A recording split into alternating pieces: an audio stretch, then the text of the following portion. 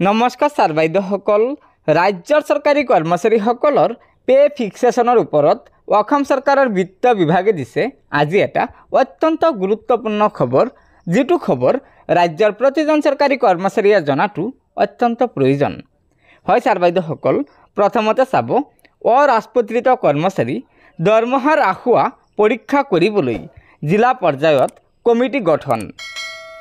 ৰাজ্য চৰকাৰৰ সকলো অৰাজপত্ৰিত কৰ্মচাৰীৰ দৰমহা সম্পৰ্কীয় সকলোবোৰ বিষয় চাকৰিৰ সেৱা বিধিত লিপিবদ্ধ হৈ থাকিব।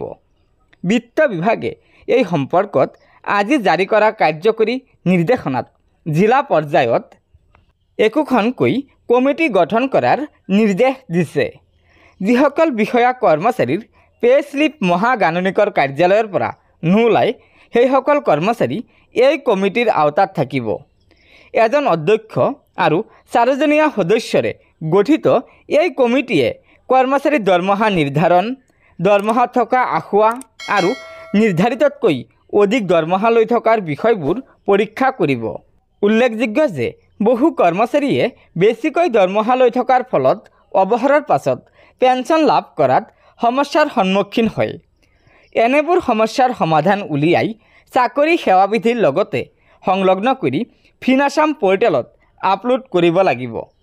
জিলা পৰ্যায়ত গঠন হোৱা কমিটিখনে 15 দিনৰ মূৰে মূৰে বৈঠক অনুষ্ঠিত কৰি বিত্ত বিভাগক প্ৰতিবেদন দাখিল কৰিব লাগিব। গতিকে ছাৰ বাইদেউসকল, এয়াই আছিল ৰাজ্যৰ চৰকাৰী কৰ্মচাৰীসকলৰ পে ফিক্সেশ্যনৰ ওপৰত অসম চৰকাৰৰ বিত্ত বিভাগে দিয়া নিৰ্দেশনা।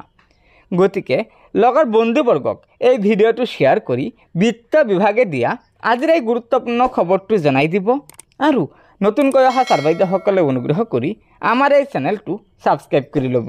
ধন্যবাদ। জয় আই অসম।